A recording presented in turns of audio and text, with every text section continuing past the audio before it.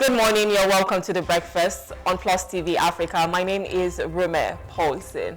How are you doing this morning? It's Monday the 9th of June 2025, and in fact we're still in the Salah celebration. So we obviously speak to all our Muslim brothers and sisters at this time, and we celebrate with them, the Salah, the Eid Mubarak. Everybody is still in the whole festive spirits. It's a public holiday, so you're home, enjoy. I love it. All right, on today's breakfast show, we'll be looking at several hot topics, one of which is states and local governments owe 4.09 trillion naira as CBN funding increases. Much later in the show, we'll be speaking on the fact that Makinde advocates single term for elected officials. We'll also be taking the global stories that has made it to the front pages of our national dailies, as well as some top trending stories. And moving over to our top trending stories this morning, the first one says, Nigeria and Angola to drive Africa's energy independence push. Nigeria and Angola are positioned to lead Africa's energy independence with refining capacity projected to grow from 45% in 2023 to 90%, according to a new African Finance Corporation AFC report. This growth is driven by major investments like the Dangote refinery and the rehabilitation of Warri and Port Harcourt refineries, which could slash fuel imports reliance to just 10%. Despite this momentum, the AFC warns of critical challenges such as poor feedstock access, outdated transport systems, and funding gaps. Over $16 billion is needed to upgrade existing refineries and support clean fuel production, while greenfield projects in both countries remain vital for long-term impact. The report also calls for a shift from road-based fuel distribution to more efficient pipelines and rail. With strategic policy reforms and targeted investment, the AFC says Africa can not only secure its fuel supply, but also lay the foundation for a cleaner energy future. Fantastic.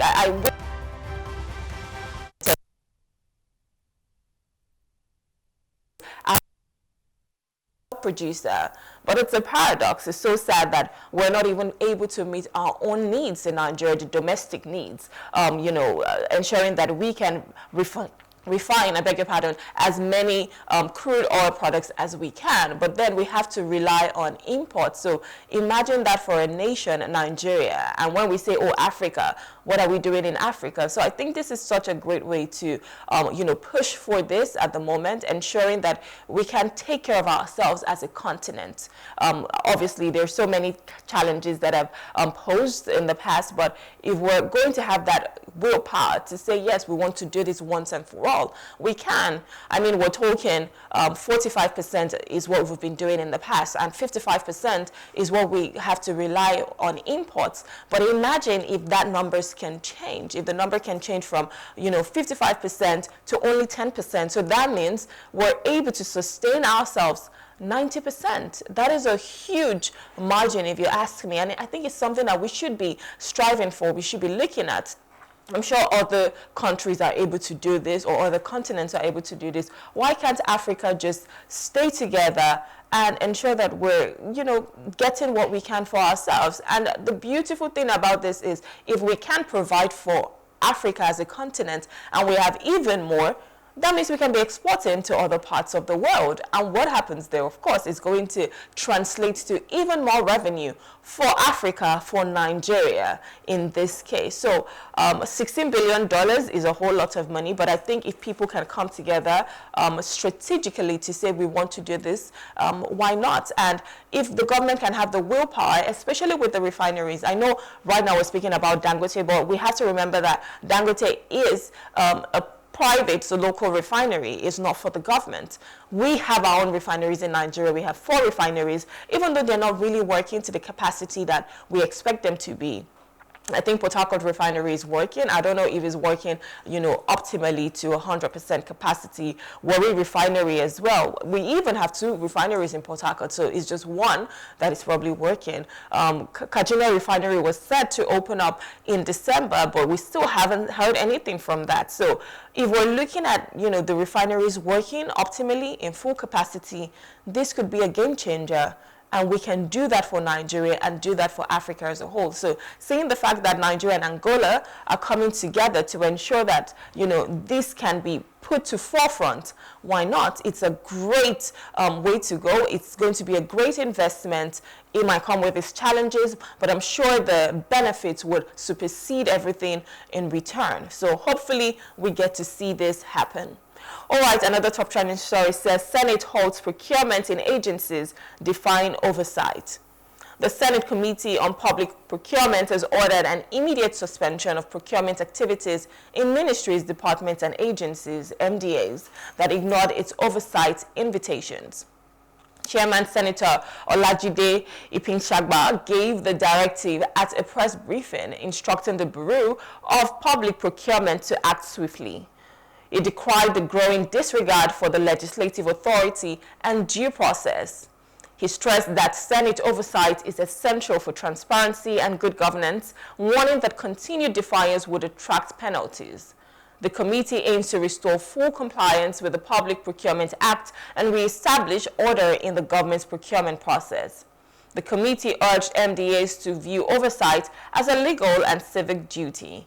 It warned that agencies undermining Senate authority would face serious sanctions, and this action signals a push for procurement reform and tighter accountability in public spending. I don't understand how you're being invited by the Senate and you ignore it. It's a flagrant disrespect to the law. I mean, if you're saying that you want to spend, public funds, we need to be able to know what these funds are being used for. And in the Senate, of course, they have to ask some questions. They need to know what you want to use the money for. They need to look at your books. And that's the reason why they invite you in the first place. So you deciding not to even show up, I think it's quite disrespectful to the Senate, but even to Nigerians at large, because you are there as the leader to represent us. You want to use our monies for certain things, and we need to be able to know what you're using them for. So I think we've started to see a wave of people disrespecting the authority, people not just caring, because this is not even the first time something like this has happened. The Senate had called other people in the past. I think some party leaders or some governors or whatever, like people in politics, and they never showed up. So, in fact, some ministries, yes, I think it was some people who were the leaders of some ministries, and they never showed up.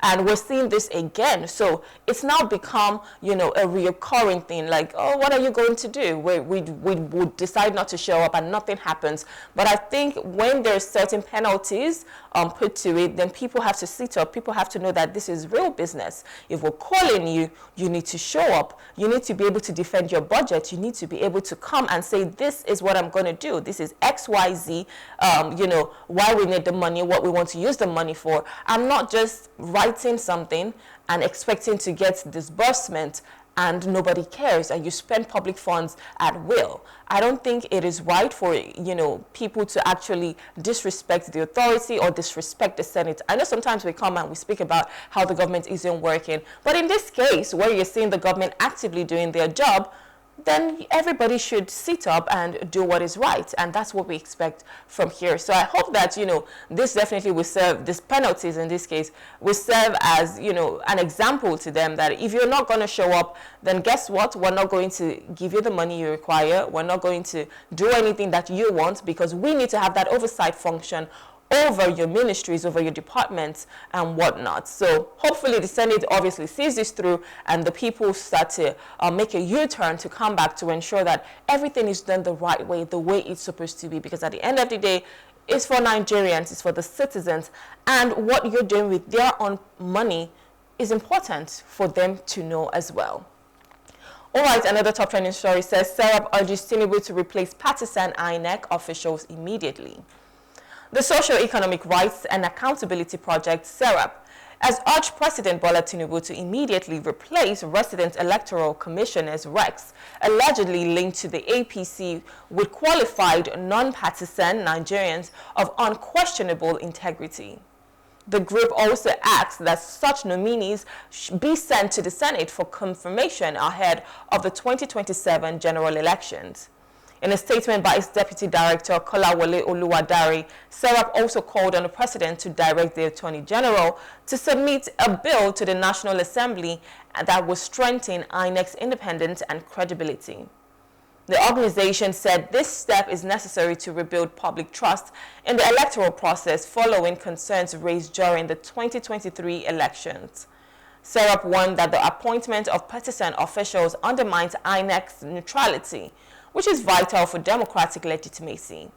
It urged the government to uphold constitutional and international standards by ensuring that INEC is led by impartial and independent officials free from political affiliations.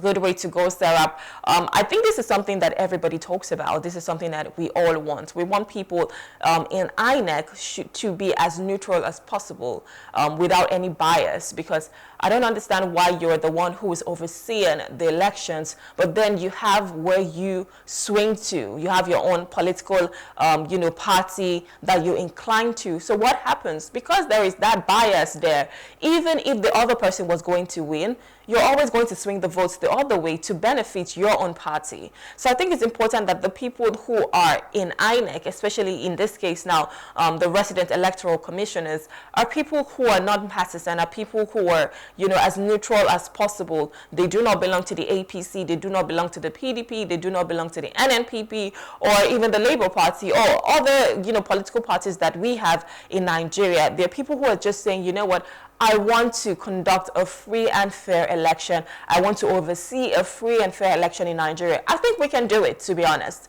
The only reason why we do not think that the elections in Nigeria has been free and fair so far is just because we don't have the political will. But if we do, and we ensure that INEC is as independent as possible. I mean, look at the name INEC. If it's as independent as possible, they can do it, and we ensure that the security agencies work in tandem with them. So there's no snatching of ballot boxes, there is no falsification of results, the IREV is working, beavers, whatnot, all of the technology that they have is working optimally. There's peace and order. Ensuring that the police is there to conduct, just to ensure that there's peace and order in the polling units, and INEC officials are there to conduct the elections and ensure that whatever results they get is what is being uploaded and is the right thing. We can do it. I don't think it's that difficult. But we've just seen, cases in Nigeria where everybody wants to be the leader by all means, and they try as much as possible to swing the votes. Most times they buy the votes. Most times they harass the people who are in the polling units. Maybe they were going to vote for another party. They harass them. And we even hear of cases where they tell you, no, you have to thumbprint for a particular candidate. So these are things that we've seen so far. But I think if everybody comes together and say, we want that free and fair election in Nigeria, we definitely can do it. But it starts from the little steps. Now, ensuring that the resident electoral commissioners are not people who are going to swing their emotions to the political parties that they belong to, ensuring that there's no bias whatsoever, they're just as independent as possible. We can do it. It takes just that political will, one step at a time, and we can definitely do it. Now, 2027 is around the corner. 2023 is, long gone. We've passed the halfway mark, so 2027 is not so far. What are we doing to ensure that come 2027 we can have good elections, clean elections, free and fair elections in Nigeria? That's what we have to start doing now. We have to start putting in the work to ensure that that happens come 2027. All right, our final top trending story this morning says Teachers Union urges Tinubu to implement Buhari-Era welfare packages.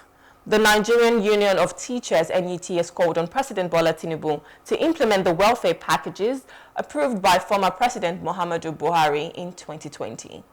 These include a special salary structure, extended retirement age, housing schemes, and various allowances aimed at improving teachers' morale and retention. NUT President Comrade Audu Amba expressed disappointment that 5 years after the announcement, none of the promises had been fulfilled. He stressed that the delay contributes to low productivity and morale among teachers, urging both federal and state governments to act promptly. The packages also include automatic employment for education graduates, bursaries for students studying education, loan facilities, and special pensions for teachers. Amber commended teachers for their resilience and urged the Tinubu administration to honor these commitments, emphasizing that governance is continuous responsibility. Keyword, continuous responsibility. And something we always speak about is continuity in governance. So most times someone starts something, right? Maybe a leader, a governor, or a president, or a minister, whatever the case might be, starts a project. And then when he leaves office, the person who comes after doesn't do anything. So that is being abandoned because everybody wants their own project. Everyone wants their name on something, and you want to say, I was the one that started this, or I was the one that did this. But how about all the other stuff that are piled up on your desk?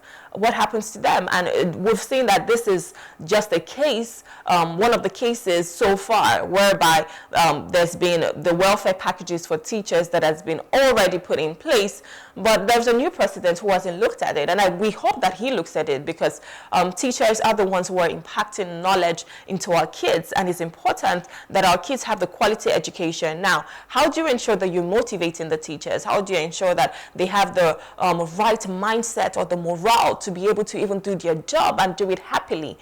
Most times when you look at teachers, they're not gaining as much as they give. You know, they don't have as much money, they don't have the best houses, they don't have the best anything.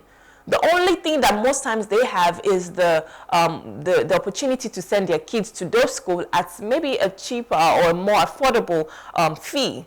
But that's all. What do you really see with their welfare? What do you see with their lives? And I think it's important that we prioritize these things, especially for the kind of work that they do, for the kind of work that they put into our kids. Give them those packages. Now we're talking housing. Why are they not having, affordable housing units in Nigeria for teachers? And I know most times people will say, oh, why just teachers? There are other people too who deserve these things. But yes, we have to start somewhere. Like I always say, if you start with one thing, you can move to another and move to another. And what happens? You've sorted out the entire problem. But if you're saying we have to wait and do everything all at once, we would never make headway. So in this case, now we're speaking about teachers. I think the welfare packages is a no-brainer. It's something that President Bola Ahmed Tinubu needs to look into to ensure that they can get this. It's just the benefits from the job that they do, the dividends of labor. So they should be able to get that. They need to be able to have, obviously, the retirement age for them maybe move to about 65 years of age, because they still have the knowledge and they still can think fairly and squarely, and it's not something that requires some certain skills with their hand or motor ability or anything, their motor skills. It's something that they obviously have this knowledge, they can still impact it to their kids. So the list is endless when it comes to the benefits that the teachers should be getting. But I think the welfare packages that has already been signed by the former President Muhammadu Buhari should still be looked at right now by President Bola Ahmed Tinubu and say, you know what, this is what we want to do. Ensure that our teachers get all of these welfare packages, and that would just help them boost their morale. And what will happen next? Our kids will be getting the knowledge that they deserve, and they can have the quality education that we want them to have. All right, that's it for our top trending stories. We'll go on a short break. We'll look at the weather report. And when we return, we'll be discussing the papers, so please stay with us.